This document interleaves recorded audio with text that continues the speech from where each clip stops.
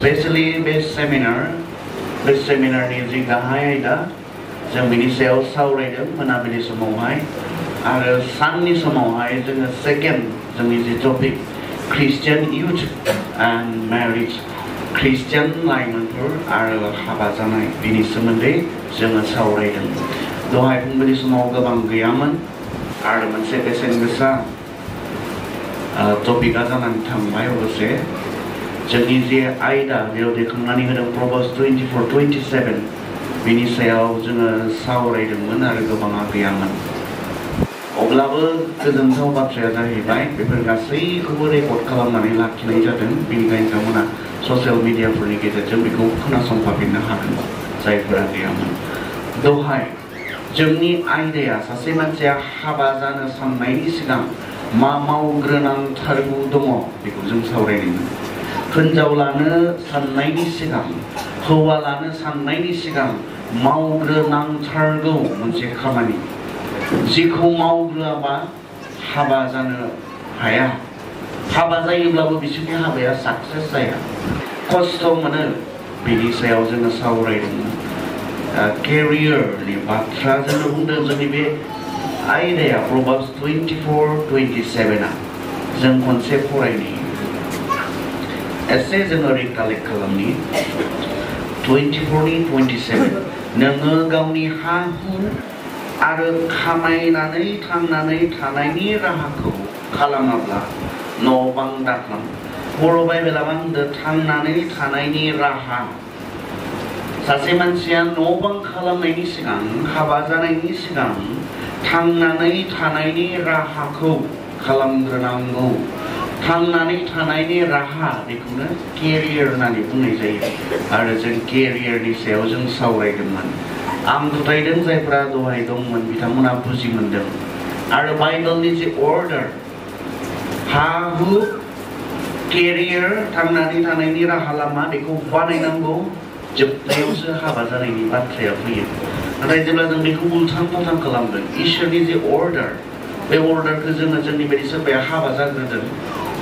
जायफोरा थांना थानायनि राहा लामाखौनो बानायाखै नाथाय हाबा जादों बिथांमोना खस्थ' मोनदों आरो दहाय आं सोंदोंमोन बे सेंग्राफोरनाव सोंदोंमोन जाय बिमा बिफा मोनसे मोजां प्रफेसन गैया केरियार गैया बिथांमोननि गथ'फोरा माबोरै खस्थ' मोननो हागौ आरो बिथांमोना सिमान लादों मा बिसयाव खस्थ' मोनदों मानोना जोंनि बिमा बिफाफोरा आंनियाबो आंनि आइ आफाया जि समाव केरियार बानायनांगौमोन थांना थानायनि राहा लामा बानायनांगौमोन बेखौ बानाया सायावनो बिथांमोना हाबा जादों बेनिखायनो आं खस्थ' मोनदों दिनैनि बे गथ'फ्रा खस्थ' मोनदों बिमा बिफाया खालामनाय गोरोन्थिनि थाखाय मा गोरोन्थि इसोरनि जे अर्डार बे अर्डारखौ मानियैनि थाखाय इसोरनि अर्डारा हा हु आरो थांनानै थानायनि राहा लामा बेखौ खालामखांनायनि उनावसो सासे मानसिया हाबा जानो साननो हायो अब्लानासो मोनसे न'खर बानायनो हायो रांखान्थिया मोनसे न'खर बानायनायाव गोनांथार जों गोबां समाव जोङो एक्जाजारेट खालामनो नागिरो एसे बांद्राय जों बुंनो नागिरो अनलायनाय थाबानो जायो होननानै बे सैथो बाथ्रा नङा अनलायनो थाखा फैसाखौ नांगौ जायो अनलायनो थाखायनो हौवाया गावनि हिनजावखौ अननो थाखायनो बिमा बिफाया गावसोरनि गथ'फोरखौ अननो थाखायनो थाखा फैसा नांगौ जायो आरो बाइबेला बेखौसो बानायदों बे गेदेर बिबानखौ गावनि सायाव लानायनि सिगां जाहोनाय लोंहोनाय गानहोनाय जोमहोनाय बेखौ लानायनि सिगां नोङो थांना थानायनि राहा लामाखौ बानायग्रो आरो मोनथिगौ जोंनि समाजाव दिनै मा जोंनि न'खरफ्रा मानो गोग्गो जायाखै बेनो खारन जिखौ इसोरा हाबा जानायनि सिगां मावग्रोनो थिनदों बेखौ जोंनि सेंग्राफ्रा जोंनि सिख्लाफ्रा नेग्लेक्ट खालामदों जिखौ खालामखांनायनि उनावसो हाबा जानो हागोन होननानै इसोरनि बाथ्राया बुंदों बेखौ जों गोसो होआखै बेनिखायनो जोंहा जोंनि ख्रिस्टियान समाजानो जा बर' समाजानो जा हाबा जादों न'खर बानायनो हायाखै बेनि खारनफ्रा इसोरनि बाथ्राखौ मानियैनि थाखाय इसोरनि बाथ्राया जोंनो रोखायै बुंदों हा हु थानो थाखाय मोनसे न'खरखौ बानायनो थाखाय हा हु जोंनो नांगौ आरो हा हु थाबानो जागोन बे नङा नोंनो थाखा फैसा मोननायनि राहा लामा थांनानै थानायनि राहा लामा नोंनो नांगौ बे बाथ्राखौ बाइबेला रोखायै बुंदों जोङो बे जेनेरेल सेसनाव बे सानजौफुनि जोङो नैबेखौ सावरायगोन। इसोरा बुंदों मानसिया हारसिङै थानाया मोजां नङा। मानो हाबा जानांगौ बेखौ जोङो सावरायगोन दिनै। आरो बियो जों बयनिबो लागै जागोन। जायफ्रा हाबा जायाखै बिथांमोना बुजि मोनगोन मानो हाबा जायो। आरो हाबा जाखानायफ्रा इसोरनि बाथ्रानि सोराङाव नायनो हागोन नोंथांमोननि हाबा जानायनि जे थांखि इसोरनि बाथ्राजों गोरोबदोंना गोरोबाखै, जाफुंदोंना जाफुङाखै। आरो फोसाबनांगौ दङब्ला, फेंनांगौ दङब्ला नोंथांमोना बेखौ इसोरनि बाथ्रानि सोरांजों फेंनानै लानो हागोन, फोसाबनानै लानो हागोन। आं बेखौ सानदों। सेथियाव जोङो जोंनि जे बाइबेल सिरि, गुबै बाइबेल सिरि, हाबा जाजेननायनि अरिजिन, हाबा अरिजिन अफ मेरिज ना, हाबा जाजेननायनि जे जों फरायबोदों बेयाव जों थांफाफिनदों। जागायजेननाय 2 बालाक 19 सारि, जागायजेननाय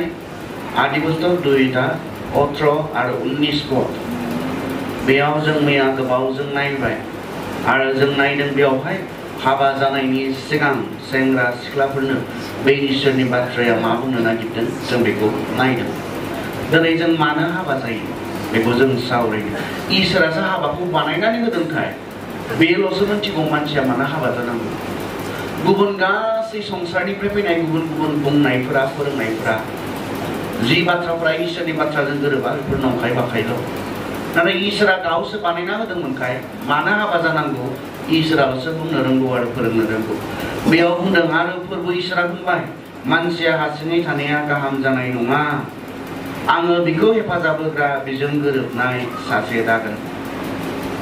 नाम्बार 1 कारनखौ बुंदों कम्पेनियनशिप, फेल'शिपनि थाखाय। मानसिया हारसिङै थानाया मोजां नङा, बेनो सासे लोगो नांगौ।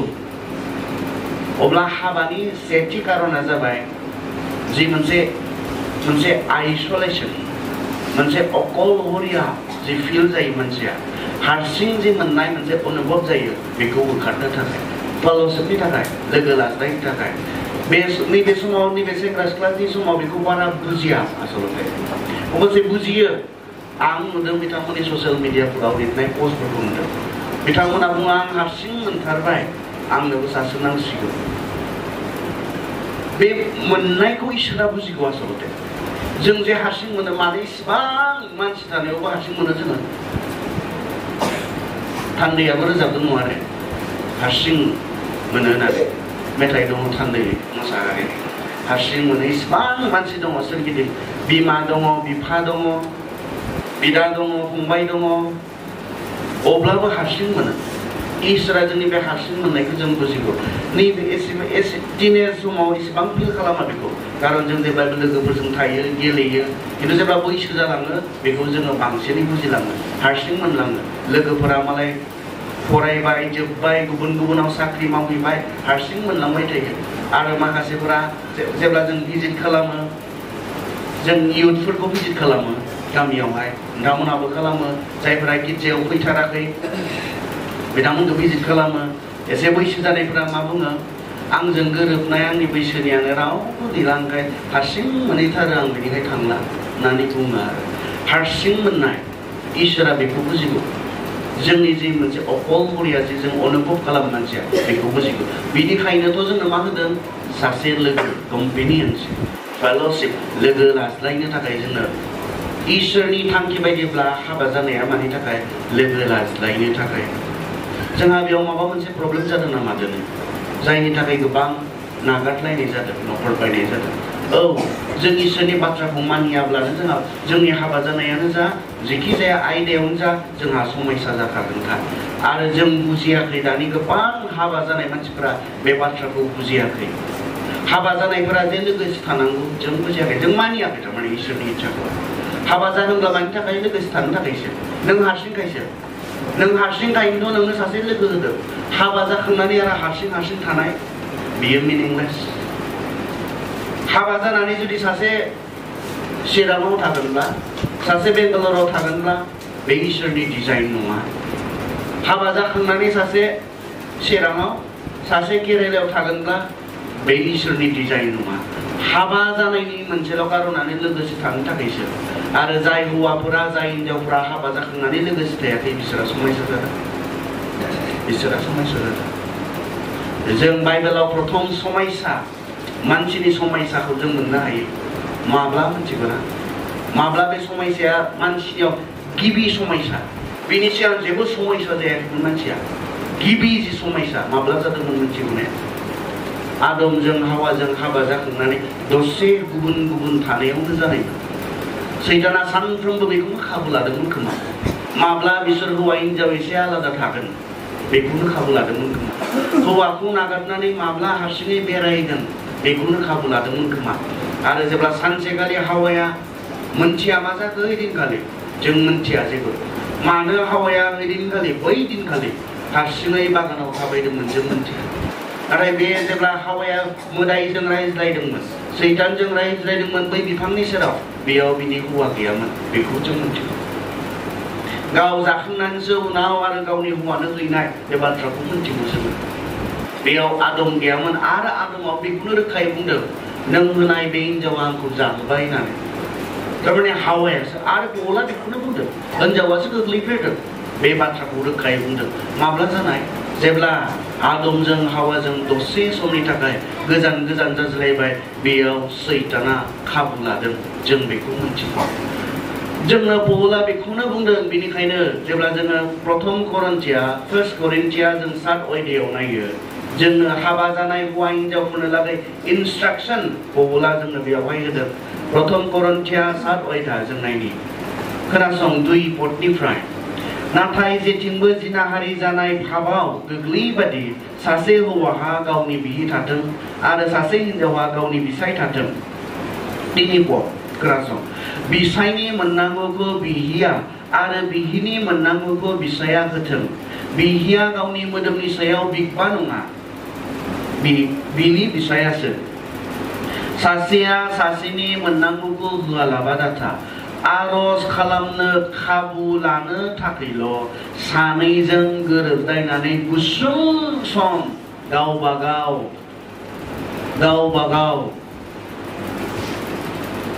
थानो हायो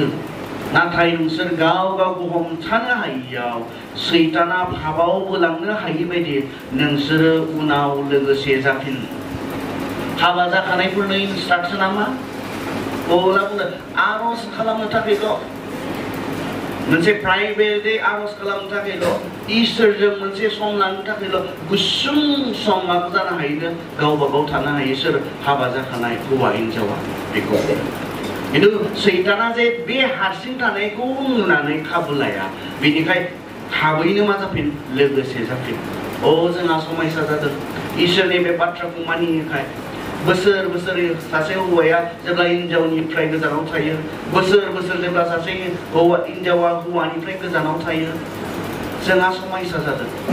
कारन बाइबेला मा बुंदों हाबा जाखांनायनि उनाव सासे हिनजावा गावनि मोदोमनि बिब्बा नंला बिनि हौवायासो बेनिखाय बिनि हौवानि जि मोदोमनि लुबैनायफोर बेखौ सुफुंनो थाखाय नोङो नोंनि हौवानि थाखाय एभाइलेबल जानांगोन नोङो नोंनि हिनजावनि थाखाय एभाइलेबल जानांगोन बेखौसो बाइबेला जोंनो बुंदों आरो जेब्ला जों बे इसोरनि बाथ्राखौ मानिनाय नङा जोङो हाबा जाखांनानै लोगोसे थानो थाखायनोथ' जों हारसिं थायनोथ' इसोरा नोंनो जगायबाय आरो मानो हारसिं थाबावगोन बेथ' मिनिंलेस बेहा ओंथि गैया नोंखौ हारसिं नुनानैथ' नोंनो सासे जगायबाय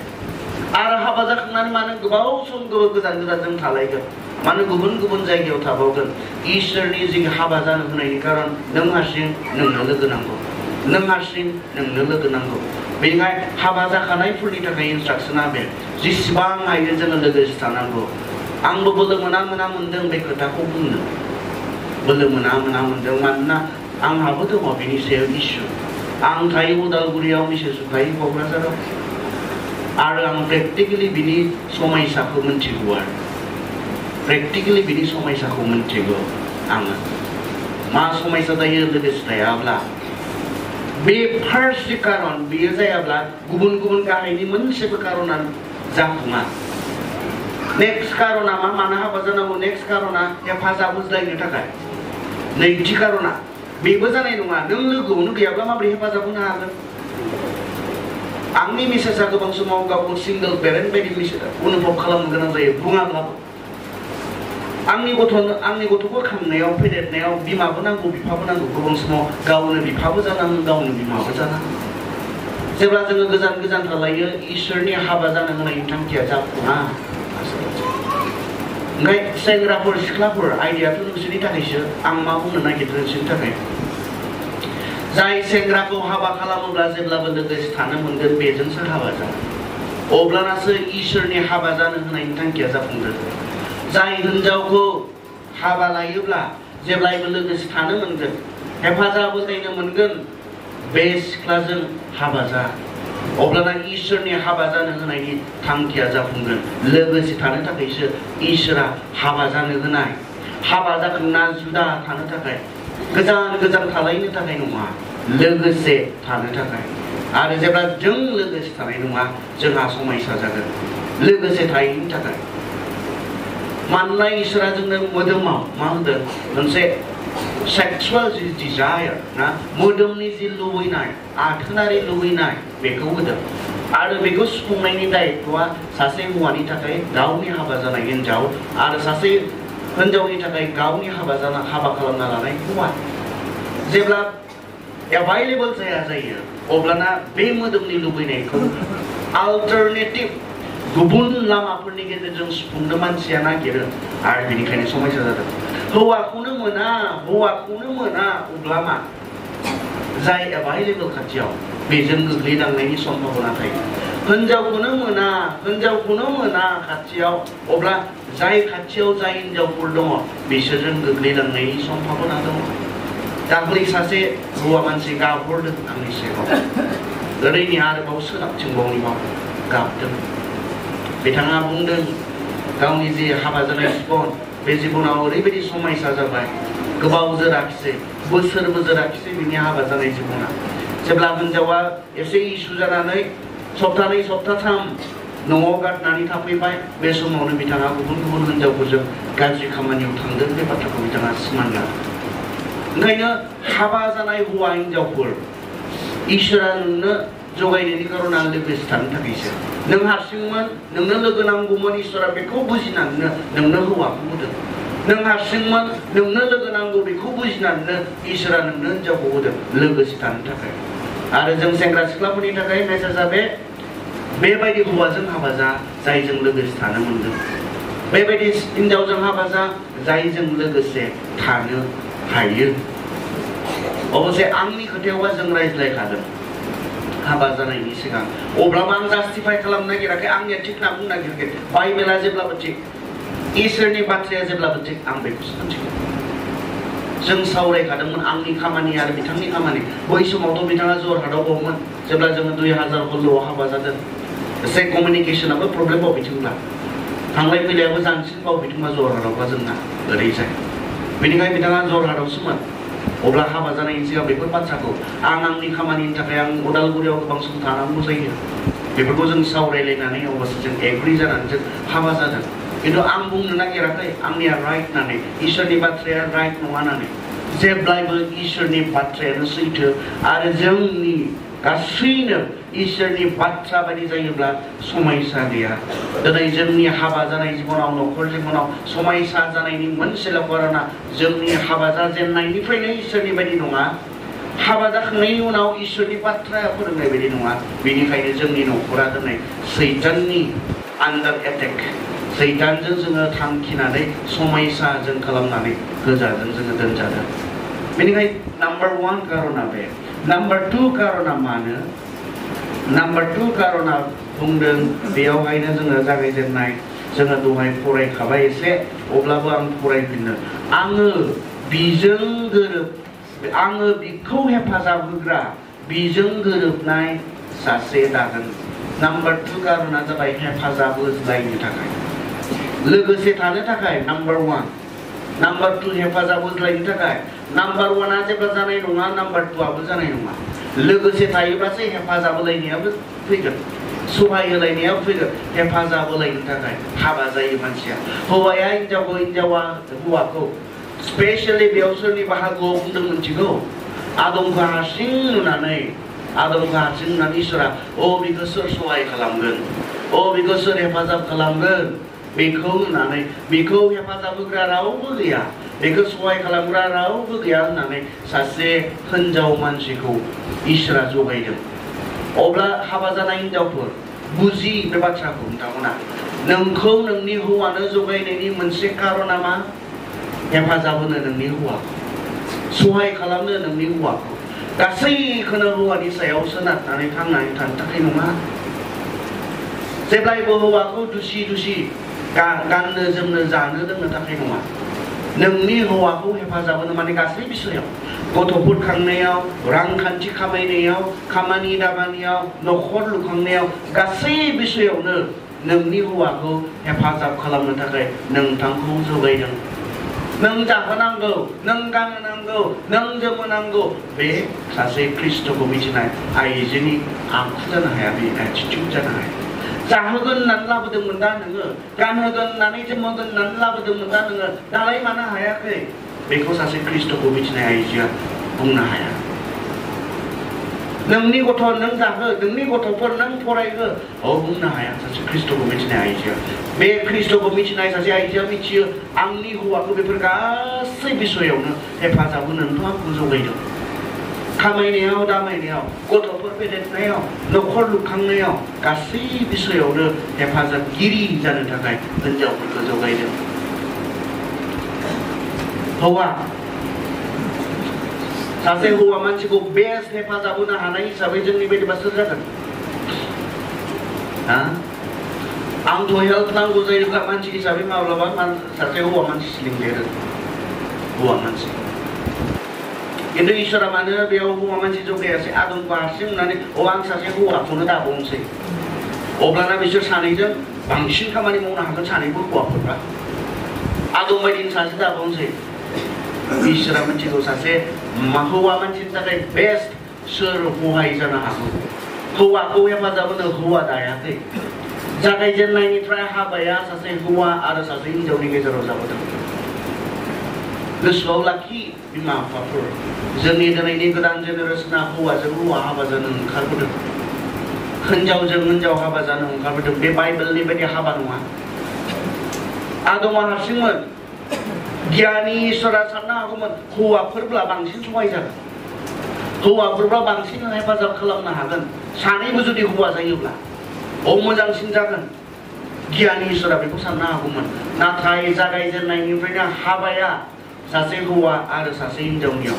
बाइबेलनि बायदि हाबाया सासे हौवा आरो सासे हिनजावजोंसो लोगोसे जायो माब्लाबाबो एखे आथोननि गेजेराव हाबा होनाय जोङो बाइबेलाव नुनो मोना बेखौ कन्डेम खालामनायखौसो जों नुनो मोनदों बेखौ आननेचारेल होननानैसो बुंदों बाइबेला आननेचारेल नेचारेला सासे हौवा आरो सासे हिनजाव दिनै जोङो बे समायसाजों गिर्जाफोरा थाबैनो मोगा मोगि जानो थांगासिनो दङ दिनै इउरपफोर बायदियाव आमेरिकाफोर बायदियाव हौवाजों हौवाखौ हाबा होनो गोनां जादों गिर्जा अधिकार दोङोनो जोंहा हिउमेन राइट्स दोङोनो जाया जायखौ गोसो अननो हानाय गोसो हिउमेन राइट्स दोङो सुबुं मोनथाय दोङोनो जोंहा जाया जायखौ मोजां मोननायनि अधिकार दोङोनो जोंहा बेबायदि बुंनानै हिउमेन राइट्सखौ सन्मान खालामनानै इसोरनि बाथ्राखौ नेवसिनायनि प्रब्लेम जोंहा जादों गोबां समयसा दिनै जोंनि बुहुमावहाय आरो बियो जोंनि गेजेराव फैनो बारा गोबाव नांनाय नङा जोंनि गेजेराव ससियेल मिडियाफोरखौ नायोब्ला जों बेफोरनि गोसारलाबोनायखौ जों बांसिन नुनो मोनदों गाबोन जोंनि गिर्जाफोरनि समयसा जागोन जों गसंगोन ने इण्डियानि सुप्रिम कर्टआबोथ' अर्डार होबाय बियो इलिगेल नंला बियो आयेननि बेरेखा नंला इण्डियान सुप्रिम कर्ट बायदिबा बेखौ लिगेलाइज खालामना होनाय जाबाय दिनै हौवाजों हौवा मोजां मोनलायनो हानाय हाबा जानो हानाय हिनजावजों हिनजाव हाबा जानो मोननाया इण्डियाननि सुप्रिम कर्टनि बायदिब्ला इण्डियान आयेननि बायदिब्ला बियो आयेननि बेरेखा नङा जानो मोनोसै जानो हायोसै अब्ला जों आयेनजों थांगोन ना इसोरनि बाथ्राजों थांगोन गाबोन जोंहा समयसा जागोन नोंथाङा आयेना मा अधिकार होदों बेखौ मानिनानै सोलिगोन ना नोंथाङा इसोरनि बाथ्रायाव जि लिरनाय दङ फोरोंनाय दङ बेखौ नोंथाङा मानिगोन गाबोन बियो गिर्जाफोरनि गेदेर समयसा जागोन अबस्से इण्डियाननि ख्रिस्टियानफ्रा मानिनानै लायाखै बे आयेनखौ खारन बाइबेला रोखा हौवाजों हौवा इसोरा जगायाखै, हिनजावनो हिनजाव इसोरा जगायाखै, हौवानो हिनजावसो इसोरा जगायदों जागायजेननायनिफ्राय। He created them male and female होननानैसो बुंदों। बियो बिसोरखौ हौवा आरो हिनजाव दादों हाबा खालामनो, हाबा जागोन थाखाय। नेक्स्टआ जोंहा मा सहाय खालामनायनि थाखाय आरो इसोरा मोनथिगौ सासे हौवा मानसिनि बेस्ट सहाय सोर जागोन, सासे हिनजाव मानसियासो जागोन। जोङो उपदेशगिरियाव थांनि दे, उपदेशगिरि 4 अध्याय बोसोन बिजाबनि उनावहाय उपदेशगिरि 4 अध्याय जोङो 9 सिरिखौ फरायनि। उपदेशगिरि 4 बालाबनि 9 सिरि 4नि 9खौ फरायनो। सासेनिख्रुइ सानैया मोजांसिन, मानोना बिसोरो गावसोरनि मावनायनिफ्राय बांसिन फिथाइ मोनगोन। सासेया गोग्लैबा गुबुन सासेया बोखांनो हागोन, आन्थाय हारसिङैल'ब्ला बेहा गाज्रिसिन जागोन, मानोना बिखौ हेफाजाब होनो रावबो गैया।